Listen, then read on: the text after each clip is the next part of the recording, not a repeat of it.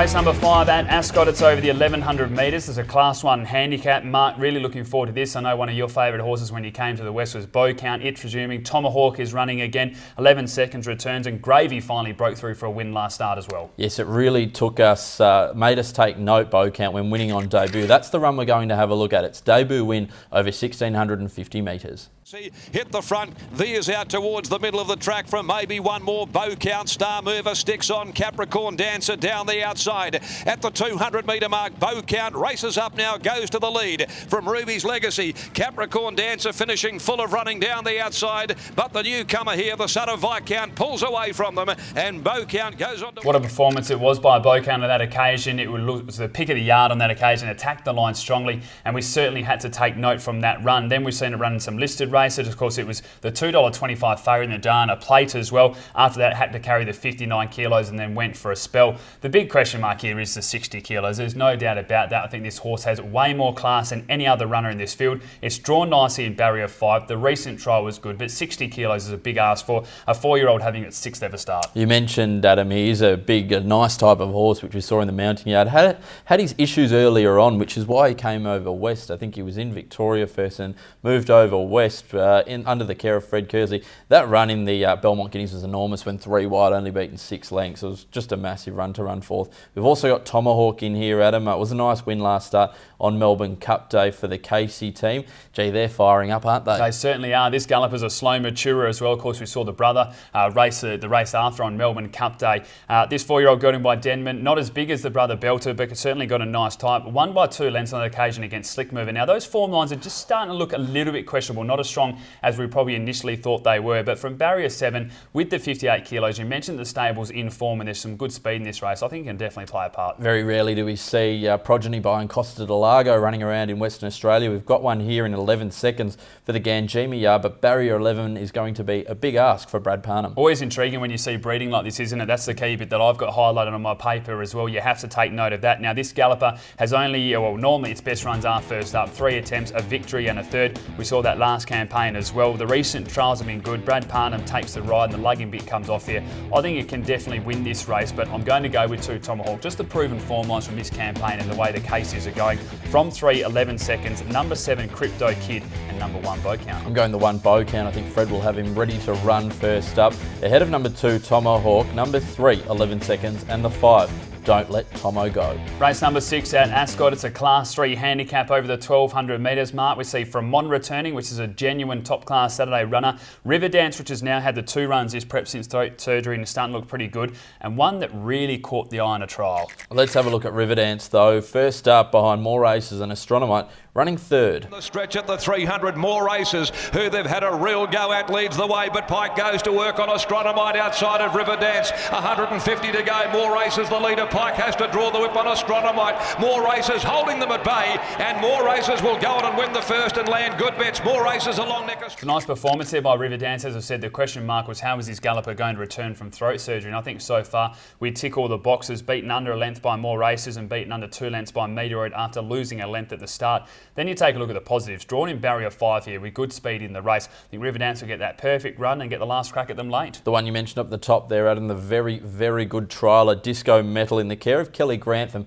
William Pike takes the ride here. Peter Hall rode it in the trial, and my word, it sizzled the track at 56.34 seconds. Very good time. This horse has had 2 wins. Both of them have been first up, and we saw from that trial how good this horse goes fresh. Then you add William Pike on board. You draw barrier 4 as well. I think the race is going to be run perfectly for this 5-year-old mare. She's only had the 6 career starts, but she's got a bit of class. I think she can get the job done. Indeed, Adam. We've also got down the bottom there. Madam Ruler's an interesting one that's taken my eye. Gets in at the 52 kilos there. Was only 3.8 lengths behind our mate Al on Melbourne Cup Day. The start before that behind Hey Magic was good, and those form lines behind Magic Rocket are also quite decent. My question mark though is those form lines, we're going from 1600 to 1300 to 1400. Now we're back down to 1200 as well. So although this horse is normally able to race on speed and play a bit of a part in those races, it's going to need to be a lot quicker through the early stages and show more return of foot than what we've seen in recent times. You're right with the 52 kilos is a big positive. Barrier 2 as well should get all of the favours, but just not sure if it's going to be able to match it with some of these top types like number 9 Disco Metal, which is my top selection.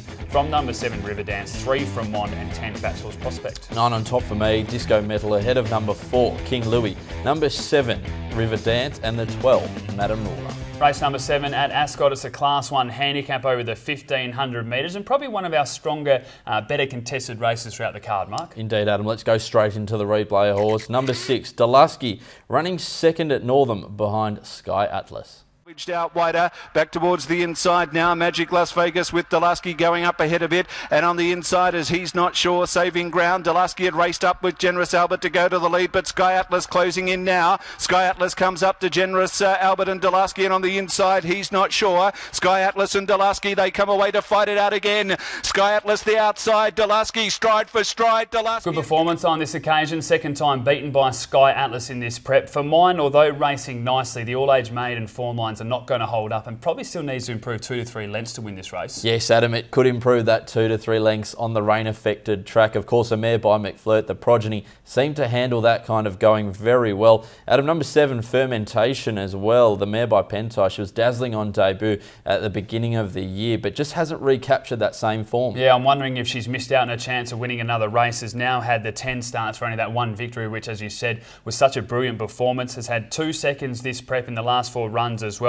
Then beaten 2 lengths and 5 lengths. They go to the claim as well, which just shows that they're just not happy with how the horse is running. Then you add in the wide gate. It certainly looks against it in this race. Number 9, Peggy Sue there, drawn barrier 4. Interesting to see whether that'll be the place to be later on in the day with a bit of rain, the track chopped up on the inside. But Chrissy Parnham rides for Brent Albueno. Great to have Chris back in WA. Chris Parnham has won on this galloper, the only win as well. And I remember Brent Albueno just saying this horse had a couple of quirks, but Chris was able to really understand the galloper and get the best out of it. You only have to go back to last prep. It was $1.70 favourite on a Saturday, so we know this horse has got plenty of ability. Drawn in barrier 4, the form lines around Wargot and Variation are strong enough.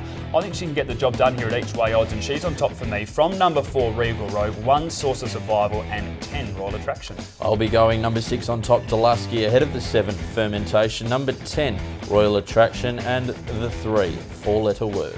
Final race of the day at Ascot. It's over the 1400 metres, and I'm looking forward to this race because when you take a look at the speed map, there is speed everywhere. Yeah, there is indeed, Adam. Let's go straight into the replay though. Number 3, next contestant, surprised everyone when running second at 40 to 1 behind Candlelight Star. Pirate's Fortune in the straight though. War in Paris ranged up to Potent Secret. Pike comes between them with brackets though. Candlelight Star, the greys coming through along the fence. Speeding Comet's weaving its way through. War in Paris, Candlelight Star's got there. It's Candlelight Star drawing clear, and Candlelight Star won the last from a 3-1. Well, those form lines have now held up after the weekend. We saw Candlelight Star finish second in Saturday Company. What they'll be hoping here, and this is where the intrigue comes, is as I mentioned, there appears to be a lot of speed in this race with Gloryland, Right Honourable and also Phantom Choice, but they're all from one stable. I don't think they're wanting to go head to head here. If they do and there is genuine speed, well, next contestant is one that's going to appreciate this and attack the line strongly.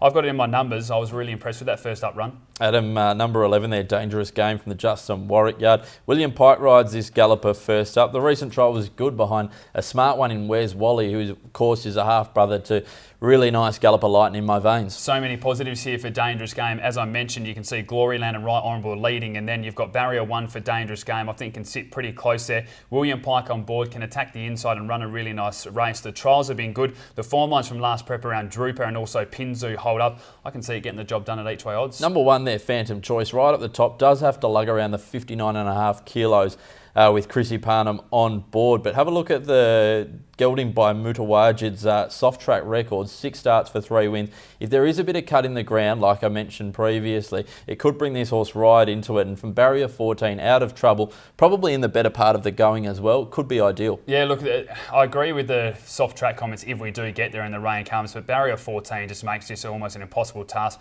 for Chris Parnham. So much speed in the race as well. Going to be in the 3-wide line, will be forced to go back. There's no way this gallop has enough speed to cross Gloryland, Right Honourable, Faux Shizzle, or even a horse like BUCKTORIO if they want to push forward as well. So I think it's up against it. I'd be leaning towards the other Neville Parnham gallopers in the race, but because of the speed, I'm going to go with 11 Dangerous Game. From 10, step right up, 2 Gloryland and 3 next contestant. I'm going the one on top, Phantom Choice from barrier 14, ahead of number 2 Gloryland, 3 next contestant, and number 4 Faux Shizzle. Time now to turn our attention to the best bets of the card, and I'm going to go with race 1, number 6, Ibiza, and race 3, number 2, Chinstrap. Adam, I'm going race 3, number 2, Chinstrap as well, and race 5, number 1, BEAUCOUNT. Now, Mark, we always do say when we finish the show to make sure you follow us on social media, but this week and the next 3 weeks, more than ever with all of the big group racing, you can follow us on Facebook, Twitter and Instagram, and make sure you do visit the new website, perthracing.com.au, for all of your event information. On behalf of both of us, hopefully we found you plenty of winners.